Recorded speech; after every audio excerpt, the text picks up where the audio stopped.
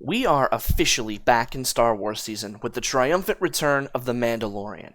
And with the first couple of episodes already out, I couldn't help but think back to last year, when the world finally got to witness the end of a very rocky trilogy. I'm Zach from the Five Knights Tavern, and today we will be taking a look back at Star Wars Episode 9, The Rise of Skywalker. Was it really as bad as people thought? Let's get started to find out. A little bit of background on the film.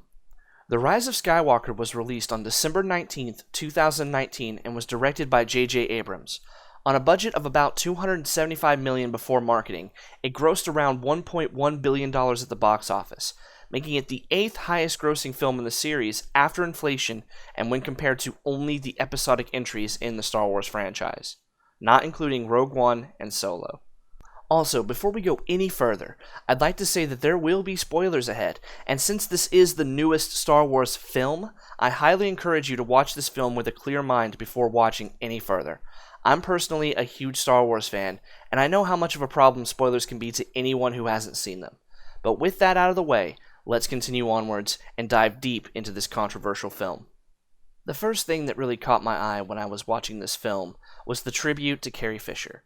Unfortunately, she did pass before the filming of Rise of Skywalker started, and it was really nice to see her character honored in the best way that they really could.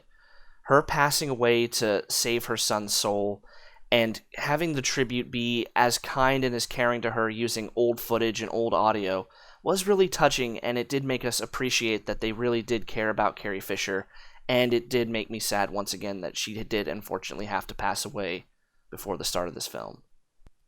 A fun thing that happened at the beginning of the movie was the idea of lightspeed skipping, where the Falcon was just randomly jumping in and out of hyperspace, trying to outrun the TIE fighters because they could track them from what we learned in the last film. The idea of just wildly jumping in and out of lightspeed was a pretty silly idea to me at first, but it really grew on me because it's like, what's actually stopping you from just jumping into lightspeed whenever you want? It is dangerous, but it was a really cool effect and fun to see. The relationships between the characters are also a really big plus for me.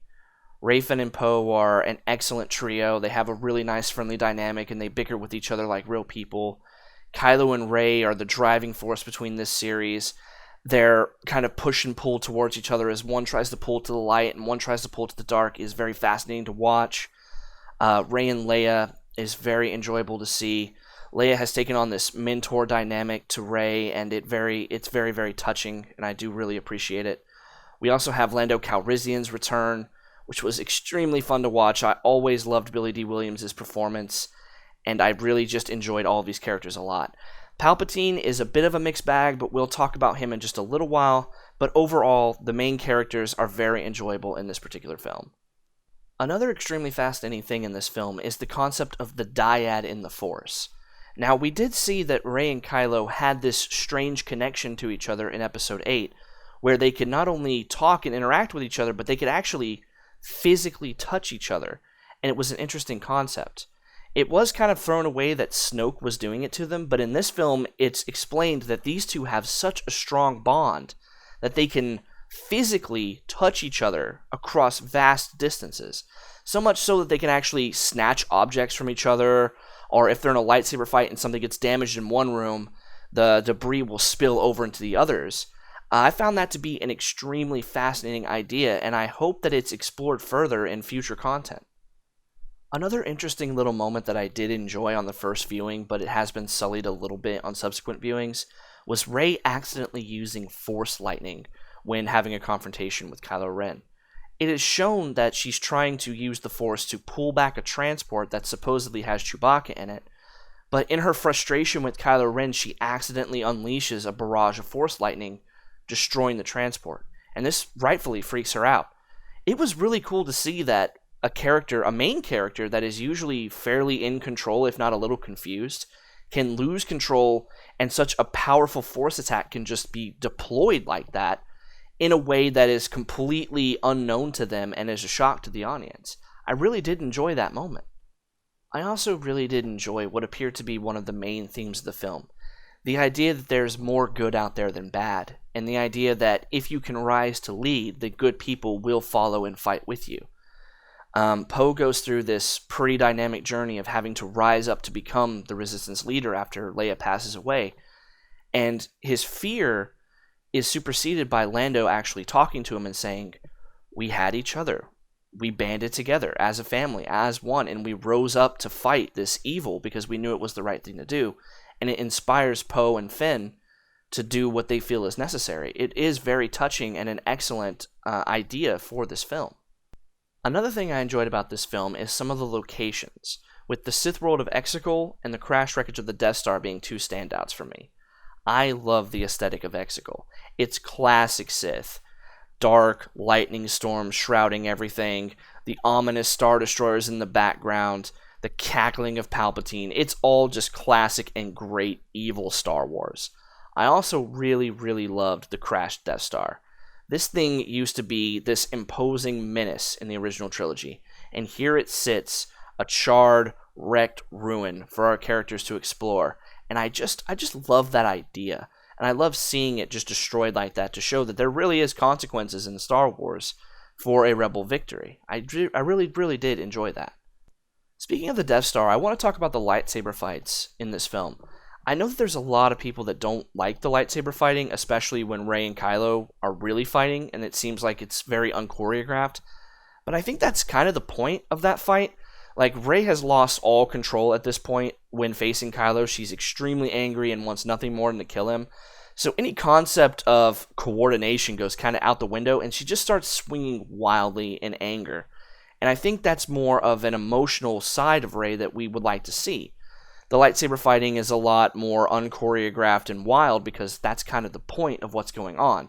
Kylo is still very much composed in the fight, and Rey is the one that's just swinging like a madman. And it goes to show that over the course of the fight, she's getting exhausted and is swinging slower and slower and slower until eventually Kylo Ren is distracted enough for her to actually land a killing blow. I appreciated that. It's storytelling in the fight and not a fight for spectacle's sake. I actually kind of prefer that to a spectacular lightsaber fight with really nothing on the line. Another thing while we're thinking about the Death Star was the other deserting stormtroopers that we get to meet earlier on in those scenes. The idea of humanizing the stormtroopers was toyed with in Episode 7 because of Finn. Finn is, of course, a stormtrooper that defected to the Resistance and has been one of our main heroes this entire time. And I found it fascinating that the idea that there are other defecting stormtroopers out there that are just normal, good people and couldn't bring themselves to commit the atrocities for the Empire. I do wish they would have gone a little farther with that kind of idea, but we will get to that a little bit later. Another moment that I really appreciated was when Han Solo appears before Kylo Ren at the end of his fight with Rey. It's a very touching scene where Han explains to Kylo that it's not too late to turn back and to honor his mother. He can still change his ideas and his wants and desires to be who he really should be in the first place. And we have this repeat of the situation on Episode 7 where Kylo tells Han Solo, I know what I have to do, but I don't know if I have the strength to do it. Where in Episode 7, he ignites the lightsaber and kills Han. In this one, Han is there for him every step of the way, and then Kylo becomes Ben again and throws away his lightsaber and makes a conscious decision that he will turn back to the light in honor of his mother, in honor of his father, and what he really should have been doing in the first place. Another great moment that I enjoyed was when Luke appears to Rey in her moment of need, as Rey is getting ready to make the same choice that Luke made to hide in exile on the island on Act 2. She throws away the lightsaber. And in a reversal of what happened at the beginning of Episode 8, where Luke throws away the lightsaber, Luke catches it in his hand, walks up to Rey and says, a Jedi's weapon should be treated with more respect than this, and sits down and begins to explain to Rey that this is not the right choice. I made a mistake. You need to face your fears. Facing fears is the way of the Jedi, and I'm going to show you my mistake and how you need to not make this mistake as well. It was a really great moment. It was a great redemption for Luke, in the opinion of many, because he seemed kind of off character in Episode 8, and to see him acting more like a wise Jedi Master was really great, especially as we're gearing up for the final act in the film. Starting to go into the final battle, when Poe and the rest of the Resistance arrives, they are greeted by literally hundreds of Star Destroyers, and we get this perfect shot of a few dozen Resistance craft versus this massive, imposing Imperial fleet, It is classic Star Wars at its finest. There is nothing better than watching an underdog square off against a vastly superior force, and we see that tension and desperation in our characters as they struggle to figure out exactly what to do. Like, the idea is that they're supposed to prevent the fleet from leaving while Lando goes off and gets more ships, right? But there's no guarantee that a fleet is coming, and you can really hear that in their voices as the battle drags on because they're getting picked off and they're starting to lose a lot of ground. And it gets to the point where it's like, it really doesn't seem like help is coming. But of course, we do get that moment where it's finally, the chips are down, our heroes are broken, Poe is crying out to his friends as they're all getting shot down. And that final desperate moment, Lando comes on and says, "No, there are more of us." And this massive fleet arrives to square off against the Empire. And it's a fleet of ragtag ships. It's not a military, it's just people. Thousands of ships from all across the galaxy have come to fight for good, and it is a heartwarming scene. I may sound like I'm choking up talking about it, because I really honestly am, because it is a very powerful moment in an otherwise kind of lackluster film. And every time I watch this film and this moment comes on, I just can't help but choke up a little bit, because it is, in essence, the perfect kind of Star Wars idea to me. I do have mixed feelings about Rey squaring off against Palpatine at the end. It was really nice to see Palpatine wield a new type of Force attack, this massive Force storm. It felt like something out of the old Legends comics, where Palpatine is not even remotely concerned about the fleet battle happening overhead. He just unleashes a torrent of power that knocks out every single Resistance ship in one fell swoop. It is a great evil villain attack, in my opinion. It was also a very touching moment when Rey reaches out to the Force, and the voices of all of these Jedi that we know and love respond to her. We hear voices like Obi-Wan, Anakin, Qui-Gon, Mace Windu, Yoda. We hear voices like Kanan Jarrus from Star Wars Rebels.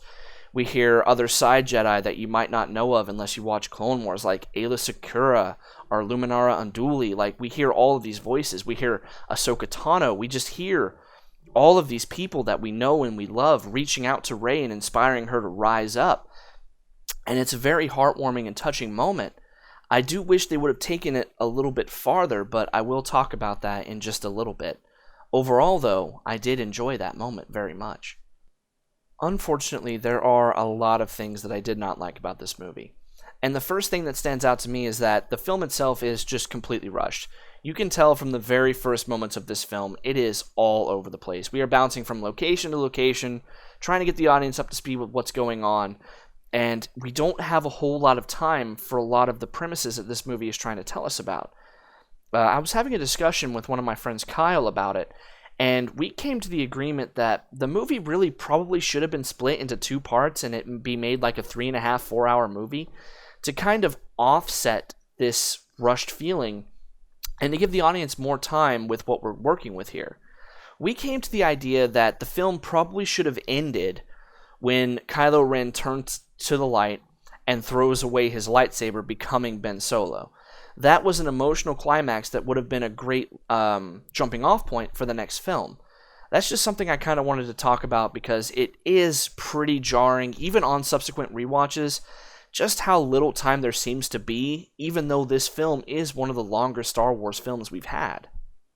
I think a big problem with the rushed concept is that it is connected to Star Wars Episode 8, The Last Jedi, and it's very clear that J.J. Abrams didn't really appreciate a lot of the things that seemed to happen in this film, because in Episode 8, we killed Snoke, we pretty much completely wiped out the Resistance, Kylo refuses to turn to the light, like, we have all these things that it didn't seem like J.J. Abrams really wanted in the film. So, it almost feels as if we're walking back on some of those ideas, like, who was Snoke? Who cares? It was just a Palpatine clone all along. Why did Kylo Ren not turn to the dark side? Who cares? He's going to flip halfway through this movie. The connection, or lack thereof, causes very real problems when going back and watching 7 through 9 in subsequent order, because it doesn't feel connected. It feels as if there were multiple people reaching out and just taking whatever they wanted for Star Wars without any kind of idea about the big picture, and that really does cause issues especially when watching these films in the order in which you're supposedly supposed to be watching them. Another thing that this film really has problems with are the abundance of fake-outs. And what I mean by that is we have two major fake-outs in this film. We have C-3PO sacrificing himself to read the Sith dagger to figure out where the MacGuffin is. But C-3PO's supposed death with his memory wipe is completely reversed in the last 30 minutes of the movie because R2 had a backup of his memory. So we don't lose C-3PO. We also have a fake out with Chewbacca supposedly dying when Rey accidentally unleashes a Force lightning attack on a transport that was supposedly carrying Chewbacca. But of course, less than 5 minutes later, there he is, he's perfectly okay. Now, don't get me wrong. I don't want to see characters die, especially main characters from the original trilogy, which I love. But if you're going to do it, you need to commit to it. You can't just do a half measure for the sake of shocking the audience one time, because on subsequent rewatches, it's like, oh great, Rey's freaking out because she killed Chewie. In less than 2 minutes, we, the audience, are going to know that Chewbacca's alive. If you're going to kill a character, go through with it. Otherwise, don't kill them. Don't even fake out killing them, because it just leaves a nasty taste in the mouth of people that appreciate these movies and have been following them for a long time. We also have a problem with wasted characters and ideas. Remember the Knights of Ren? Those badass-looking Sith-type warriors from Episode 7 that we saw only in glimpses and flashbacks, and then were nowhere to be seen in Episode 8? Well, they're back in Episode 9, and they're doing basically nothing. They look menacing in a few shots for the movie, and then they have this face-off with Kylo Ren, which is supposed to be kind of dramatic at the very end, but Kylo Ren just kind of beats them all to hell in 2 or 3 minutes flat with basically no problem. They're completely wasted. We also have a problem with General Hux being wasted as well. Like, he was meant to be a secondary villain in Episode 7 and 8. And in 9, he's actually supposed to be this resistance spy who's feeding information to the good guys. But that's not really taken very far, and it's only really used as a get-out-of-jail-free card for our main characters when they inevitably get captured halfway through the film. And he's unceremoniously just blasted a few minutes later for no reason, completely ending any potential that character might have had. Like, maybe for once we can see a high-ranking Imperial officer who has been basically evil the whole time, having this moment of, maybe I'm on the wrong side. But no, he just gets shot in the chest for comedic effect, and we move on with our lives. It really is disappointing. Another thing that's a little bit smaller but still irks me is we are once again dealing with a planet-destroying force. We used to have Death Stars, and then we had Starkiller Base. They were at least getting bigger, whatever. It's a giant super laser that blows up planets. We've seen it several times before. This time, how they're flipping it up is we can put a planet-killing weapon on a Star Destroyer. Yep. Now, what used to take up an entire planet has now been condensed into one basic cannon on the bottom of an old Star Destroyer that can just knock out planets in a few seconds. So even Poe makes a silly passing reference. It's like, of course they all have planet-killing capabilities. That's their plan. It's so cliche that even Star Wars characters have been making fun of it. Hell, even in Episode 7, Han Solo makes a joke that we're once again dealing with another Death Star. It's just bigger. Even the characters in the film are getting tired of this trope. I can only imagine what Star Wars fans have to say about another planet-killing laser. Can we have anything else, please and thank you? I'll take the stupid space squids from Rebels attacking a planet over a laser next time. The big thing, though, the really big negative, is the reveal that Rey is in fact a Palpatine. That has been a running joke in the Star Wars community for years. The idea of, who is Rey? Is she somehow a Skywalker? Is she somehow a Kenobi? Is she a Palpatine? It's been kind of a game for Star Wars fans for a while. And they play up this reveal as if it's supposed to be this big dramatic realization.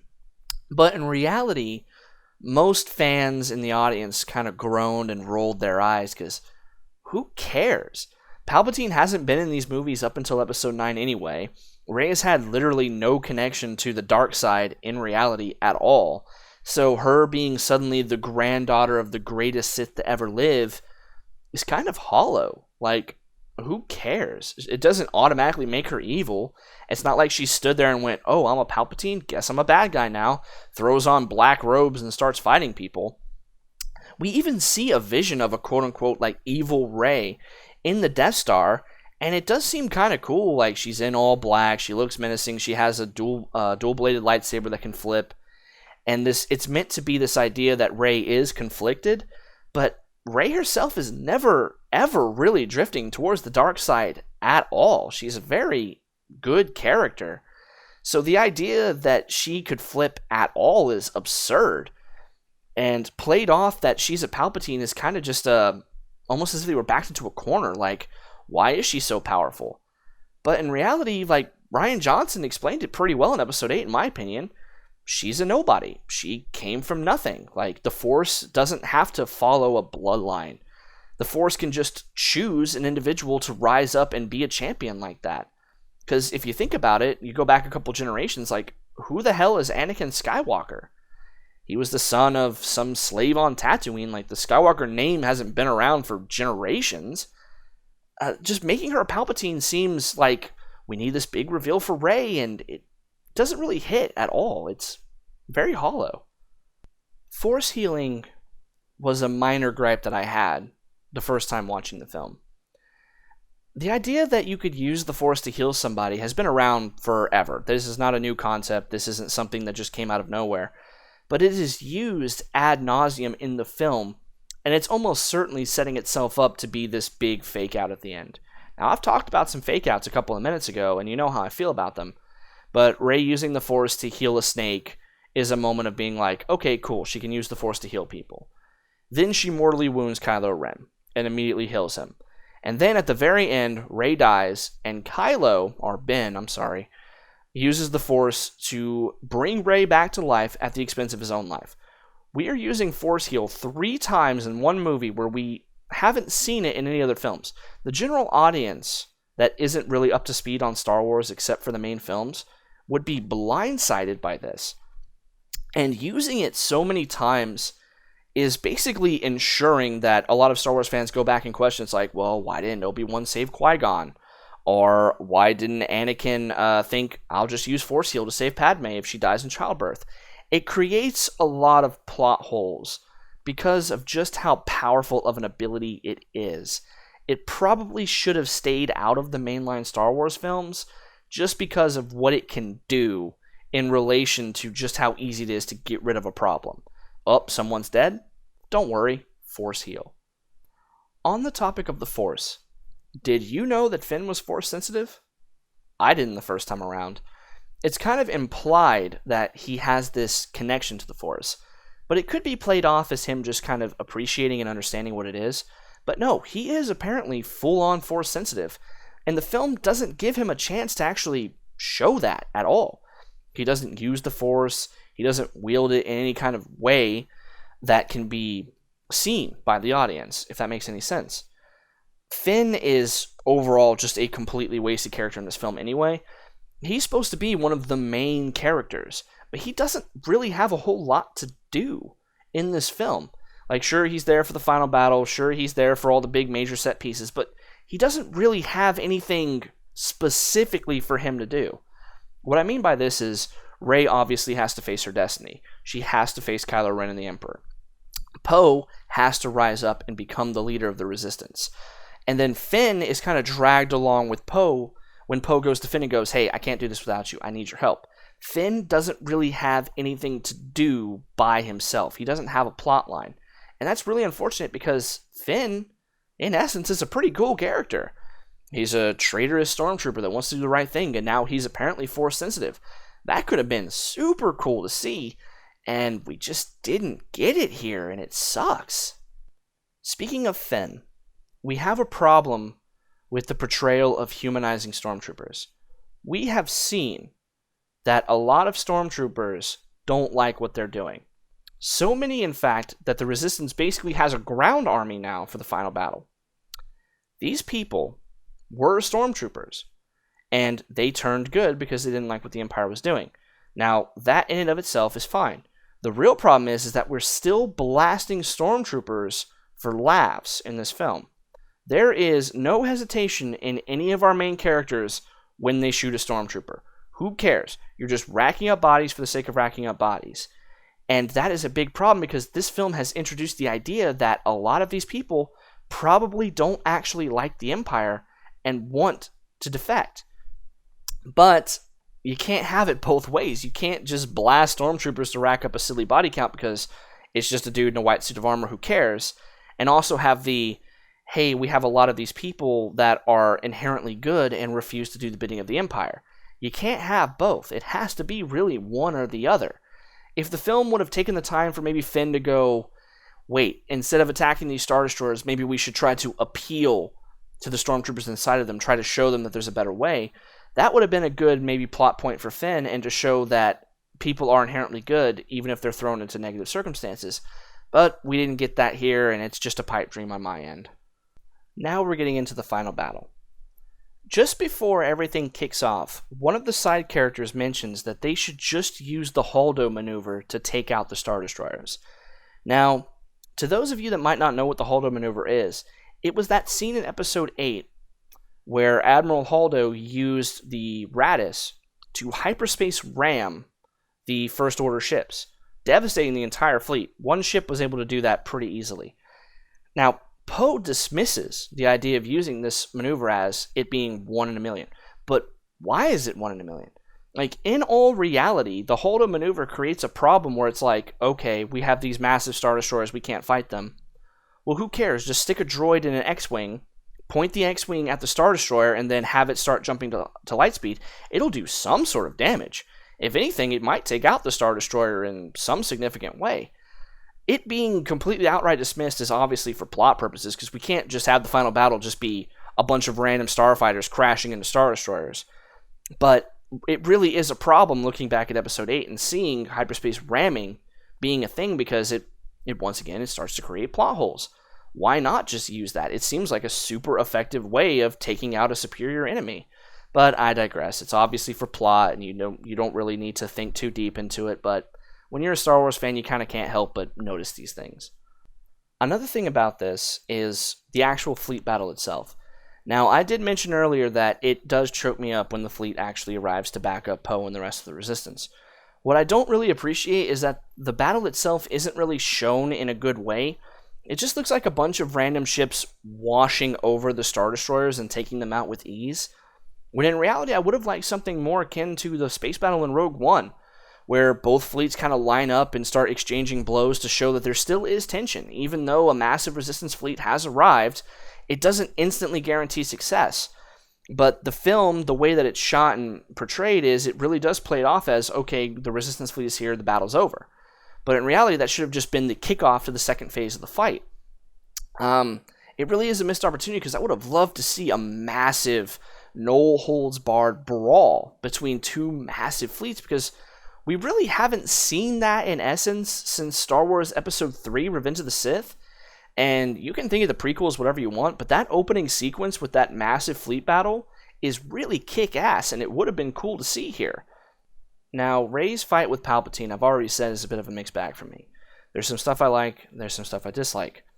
For one, when Rey reaches out to the Jedi and we get their voices, I feel like their presence should have been there. Like, they should have been Force ghosts behind Rey to illustrate that the Jedi are with her. There's even a fan edit that has this exact scene mentioned like that, where the Force ghosts of many Jedi that we recognize are behind Rey using the Force to strengthen her. It's a lot more powerful in my opinion. Another problem is Palpatine himself. He uses Rey and Kylo's dyad in the Force to basically revive himself, and then just a couple minutes later, Rey kills him. He is a threat for maybe a couple of minutes before he is once again unceremoniously killed off. But in Episode 6, when the Emperor is first killed off, it is a dramatic moment because it's really not about the Emperor. It's about Darth Vader making a choice to save his son over his master, where he consciously chooses the light. And this one, Rey just kills him. There is nothing really strong there. The idea that Palpatine represents all the Sith and Rey represents all the Jedi, it's not really that strong of a connection there. It's not really all that important. Another problem in that sequence is, why did Ben have to die? Like, what's the point? He's one of the more compelling characters of this trilogy, and if it wasn't for him, I feel like a lot of this would be a bore fest anyway. So Ben sacrificing himself to revive Rey really, really sucks for me.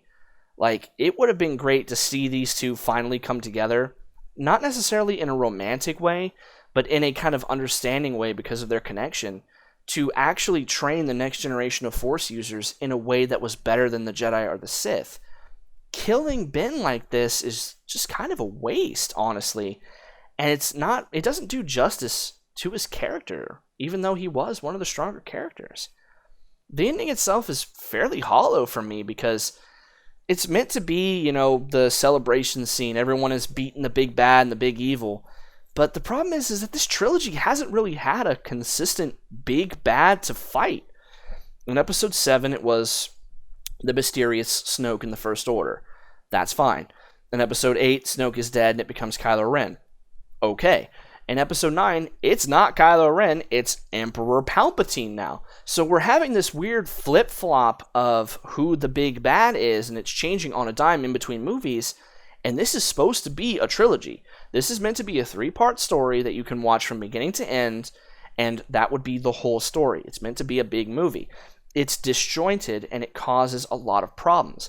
That's my biggest problem with these films, and especially Episode 9, because it's trying to wrap up a bunch of shit that's really not all that well connected. We have a lot of throwaway ideas that aren't really brought up or mentioned again, and it really does ensure that the ending is going to be hollow. There's nothing really there to connect us, and that's a really big problem because this is Star Wars. You're supposed to be able to have your celebratory ending and feel good about it at the end. Overall, this film can rightfully be seen as a disappointment to Star Wars fans, and rounds out this confused trilogy in a way that will leave many unsatisfied and scratching their heads. Thankfully, Star Wars is enjoying great success with shows like The Mandalorian and The Clone Wars, which wrapped up earlier this year, with The Mandalorian alone satisfying Star Wars fans and ensuring the continued survival of this franchise. Now, we will be taking a look at the rest of the Star Wars movies in time. We're going to finish up the sequel trilogy and then go back and look at the prequels, the original trilogy, and the couple of anthology movies like Rogue One and Solo. We are very much looking forward to talking about our opinions of these films, and we hope that you'll be along to hear us ramble about these films. I'm sure about half of this review was rambling just because there's a lot I want to talk about with Star Wars. But until next time, I'm Zach from the Five Knights Tavern, and as always, cheers.